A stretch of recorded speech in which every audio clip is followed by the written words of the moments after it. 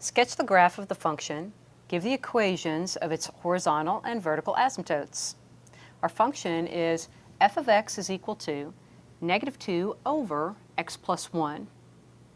We determine our vertical asymptote by setting our denominator equal to 0. And if you set x plus 1 equal to 0, then x is equal to -1. Our vertical asymptote then is this line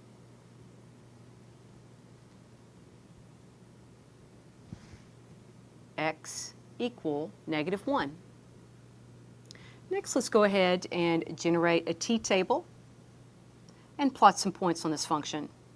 If we substitute -4 into the function, we get an output value of 2/3. So -4 up 2/3.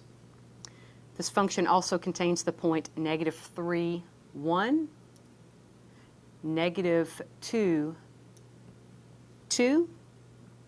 Again, if we try to substitute an x value of -1, that leads to a 0 denominator. That's undefined. We can't use that x value.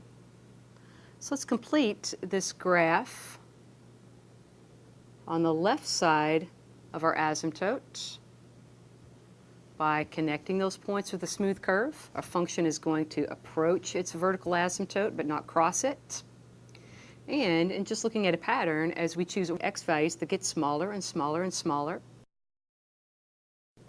those y values just get closer and closer and closer to a value of 0. Now let's determine what happens on the other side of this vertical asymptote. If we let x equal 0, y is -2. If x is 1, y is -1. This goes through the point 2, -2/3. That's right about in here. 3, -1/2. And let's connect those points with a smooth curve and extend it. Again, our function is going to approach that vertical asymptote, and as we let our x values get larger and larger and larger, these y values just come up here and get closer and closer and closer to a y value of 0.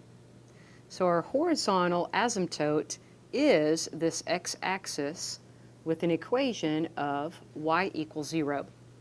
So we've graphed our function f of x is equal to a -2 over x plus 1, vertical asymptote x equal -1, horizontal asymptote y equals 0.